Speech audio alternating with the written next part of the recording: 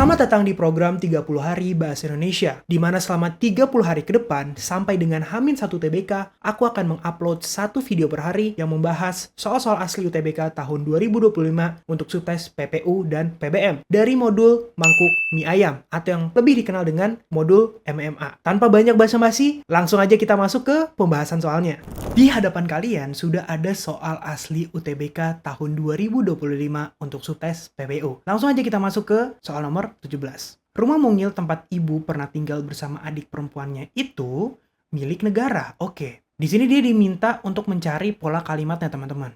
Satu hal yang perlu kalian perhatikan adalah kata rujukan. Kata rujukan itu ada 3, teman-teman, setauku dalam bahasa Indonesia. Yakni ini, itu, dan juga tersebut. Biasanya kalau misalnya ada kata rujukan, teman-teman, ya misalnya ada kata rujukan nih, apapun sebelum kata rujukannya, itu termasuk dalam si subjek. Artinya, rumah mungil tempat ibu pernah tinggal bersama adik perempuannya itu, ini adalah subjek. Kenapa panjang? Karena di sini kita ngomongin tentang perluasan. Perluasan dari maknanya. Jadi rumah yang apa? Oh, rumah yang mungil tempat ibu pernah tinggal bersama adik perempuannya. Oke, itu adalah satu subjek. Selanjutnya adalah si milik negara. Nah, teman-teman, sebetulnya pertama, aku perlu menjelaskan. Milik negara, ini adalah satu frasa. Frasa nomina. Milik itu nomina, negara itu nomina. Mereka tidak bisa dipisah, karena mereka satu frasa. Oleh karena itu, milik negara di sini adalah predikatnya. Sayangnya, kalau kita mengikuti logika itu, tidak ada opsi jawaban yang subjek dan predikat saja. Oleh karena itu, kita harus sepertinya mengikuti logika dari si pembuat soal. Milik di sini, teman-teman, dia menjadi si predikatnya. Predikat intransitif. Lalu, si negara, teman-teman, dia akan menjadi si pelengkap. Karena di sini predikat intransitif, artinya negaranya akan berubah menjadi pelengkap. Bukan objek, teman-teman. Milik itu predikat intransitif karena dia adalah kata dasar. Sebetulnya mudahnya, teman-teman, adalah kita tinggal mencari predikat di opsi jawaban yang sama-sama predikat intransitif. Nih, aku kasih tips and trick nih. Berarti kita cek di nomor 1. 1 itu upaya penanaman lahan kering dengan tanaman hijau sangat menantang. Nah, menantang ini, teman-teman, dia baru adalah si predikatnya. Menantang itu, dia bisa dipasifkan. Jadi ditantang. Artinya, dia adalah predikat transitif. Jelas? Bukan jawabannya. Nomor 1 berarti bukan. Nomor 3, hal tersebut membuat. Membuat juga bisa dipasifkan, jadi dibuat. Artinya jelas dia transitif. Kemudian opsi yang 4, kekurangan air bahkan dapat menghambat.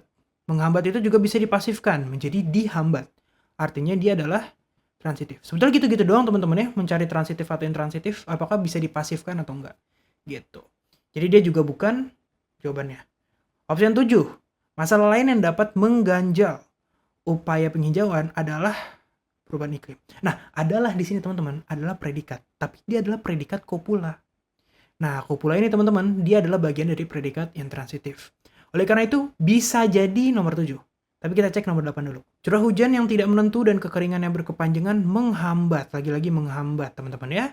Menghambat bisa dipasifkan menjadi dihambat. Oleh karena itu, dia juga transitif. Oke, udah jelas, yang 8 sudah pasti salah. Sangat mudah bukan, teman-teman? Dengan begini kita tahu jawabannya adalah yang D.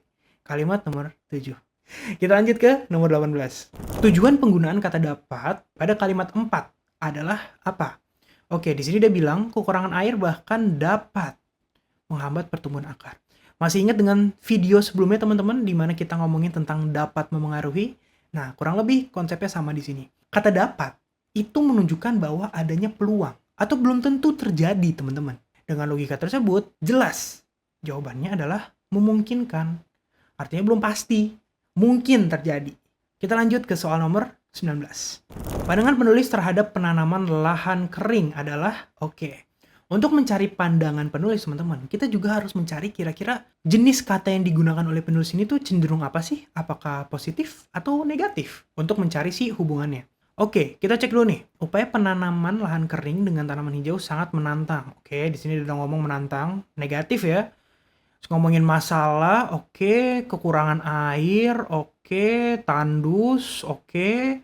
Tanah kurang air layaknya spons yang haus, kesulitan, hal tersebut membuat vegetasi sulit bertahan hidup, kekurangan, terus dia juga ngomong Kondisi tanah yang miskin, unsur hara makin memperburuk. Oke. Kekurangan lagi. Masalah lain, ngomongin masalah lagi, mengganjal. Oke. Curah hujan yang tidak menentu dan kekering ini ya, tidak menentu lagi-lagi, dan kekeringan lagi, kekeringan. Menghambat, lagi-lagi menghambat. Tidak menguntungkan. Oke. Di sini dia banyak banget menggunakan kata-kata negatif, teman-teman. Kita nggak bisa bilang dia tidak berpihak. Karena dia banyak menggunakan kata-kata negatif.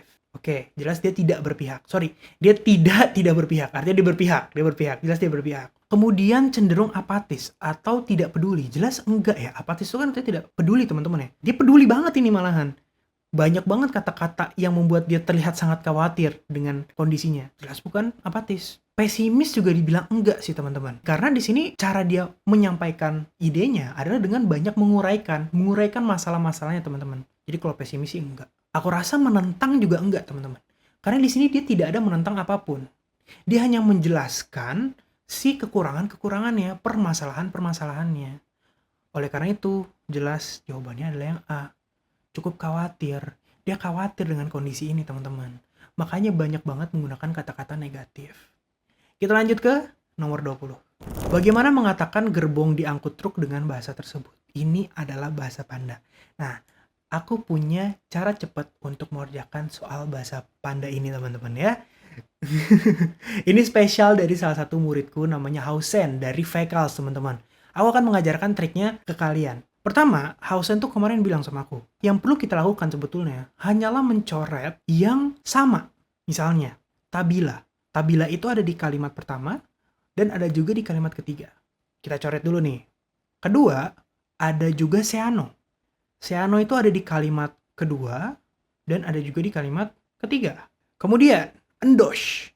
Endosh itu ada di kalimat kedua dan juga kalimat ketiga. Kemudian ada juga noi. Noi ada di kalimat kedua dan juga di kalimat ketiga. Artinya nih guys, sisa grosean, lam, cenai, embosh. Jawabannya guys, itu sudah pasti yang mengandung ini. Artinya, jawabannya adalah yang A.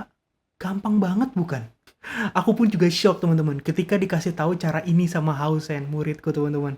Ini cepet banget. Karena kalau kita cek satu-satu nih ya, kalau misalnya nih, grosean endosh. Ini kan endosh tadi ada, berarti salah. Ini kan endosh kan dicoret, berarti dia bukan jawabannya. Tabila embosh. Ini tabila tadi ada, embosh juga ada, berarti jelas ini juga bukan jawabannya. Tabila dicoret tadi, endosh juga dicoret, berarti ini juga jelas bukan jawabannya. Seano tadi dicoret, embosh juga dicoret. Embosh nggak dicoret. Tapi noi, seano, noi juga dicoret, teman-teman. Gitu. Jadi jawabannya adalah bentuk bahasa Panda yang tidak dicoret. Wah, gacor banget sih Hausen. Terima kasih tips and trik ini ya. Tapi aku perlu memberikan disclaimer nih untuk nomor 20 dengan cara cepat ini. Belum tentu cara ini bisa diaplikasikan untuk UTBK 2026, teman-teman. Kalaupun bisa, bagus. Kalaupun enggak, memang nggak mau harus mencari manual. Gitu. Jadi silakan kalian bereksperimen dengan cara ini di soal-soal bahasa Panda lainnya. Tapi ingat ya, coret yang sama, lalu yang tersisa, itu adalah jawabannya. Kita lanjut ke nomor 1, teman-teman. Kelompok kata dalam bacaan tersebut yang memiliki pola makna sama dengan gerobak dorong adalah yang mana? Teman-teman silakan jawab soal nomor 1 ini dan tinggalkan komentar terkait jawaban kalian apa serta alasannya. Nanti aku cek satu-satu dan aku akan pin komen sekiranya jawaban yang benar adalah yang mana. Terima kasih sudah menonton, teman-teman. Bye-bye.